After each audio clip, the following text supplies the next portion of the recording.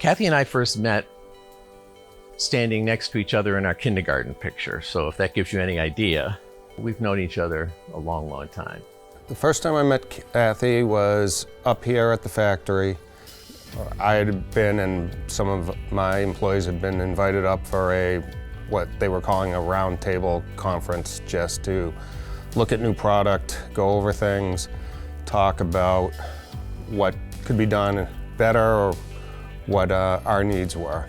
And she truly listens, she truly cares, she truly wants to make every bit of what she does more efficient and produce a better product and a better relationship with our dealers. Working with our mom is, it's both like comforting and it also like make you like maintain a higher standard in a way. But yeah, so it's like comforting but also like stressful at the same time. Yeah, I guess. I think one of the toughest jobs that Kathy has had is answering to people who are only invested with their heart. You know, I mean, these are people who, they don't own Telescope, but we all own Telescope. When you drive back into Granville, New York, and you see the Telescope tower, you know that you're home. She always, when she's speaking with people, she always says, I expect you to treat people the way I treat you and everyone else here. And she really does live by that. She cares about every employee that way that I see.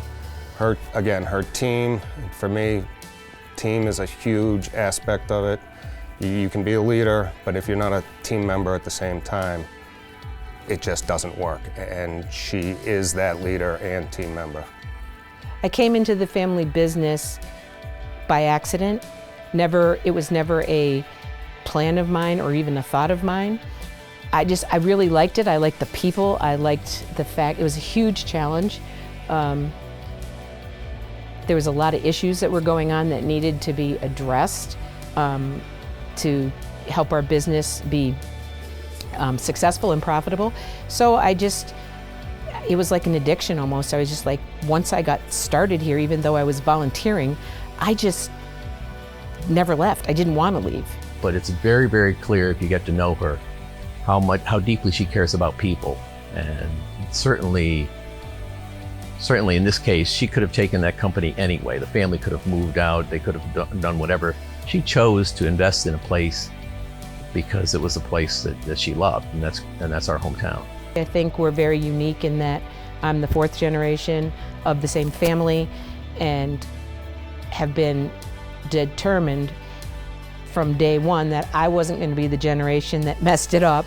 And I want the business to be in as very good a shape as it can possibly be for generation 5 and maybe even 6 if it goes there. She looks at things differently and she listens to all sides of the story and she really just has a different perspective on things, which is nice because there's not always just one answer, and I think that's why we've gotten as far as we have, because she's been creative in some of her decision making, and I think that's helped a lot here.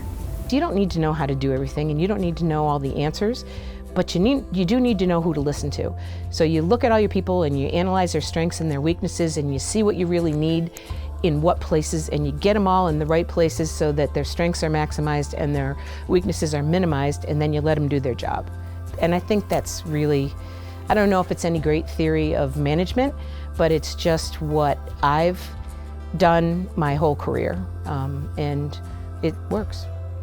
She's a great listener. She can be very outspoken.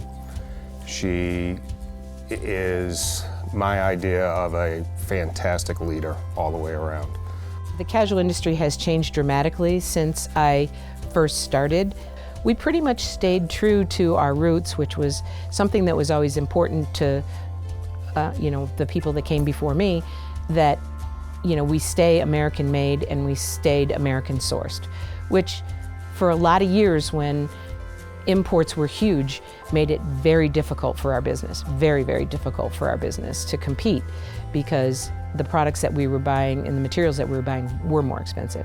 A lot of us who move away from Granville, wherever we go in the world, wherever we travel, we do this thing called the telescope look, so to speak, where you're walking around and you see furniture and your head kind of turns and you look underneath it and you want to see if that furniture is made by Telescope. And so as a child of Granville, you always have great pride in your community. That's my community, that's my home, that's my company. You know, the feeling that you have as kind of a pride of ownership, even though it's not yours. And so for her to be recognized, I felt great pride not only for the company and for the community, I felt great pride for her and that as a classmate that she was that successful. I couldn't be happier for her. When I heard that Kathy had been chosen to get the Lifetime Achievement Award, my first immediate thought was somebody made a mistake.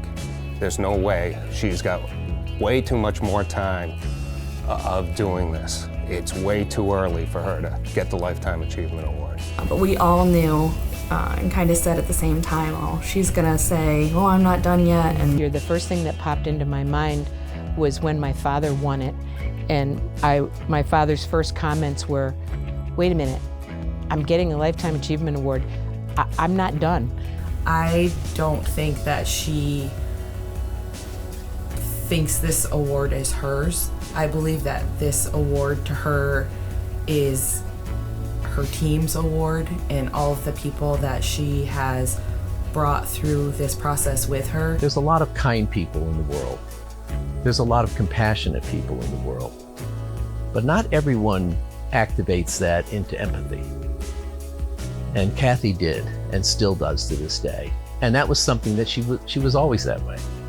So when I see her today caring about Granville passionately, our hometown, and where her company is located, that doesn't surprise me at all, because that's always the way that she's been with people in general. She deserves every last bit of this. I was very honored and humbled all at the same time. I'm thrilled, but at the same time, I'm a person that feels like I'm getting the Lifetime Achievement Award, but I'm not me without them. And so to me, it's a great honor, but I feel like I don't even know how to say this right, but I just feel like it's not one person that makes it all go round.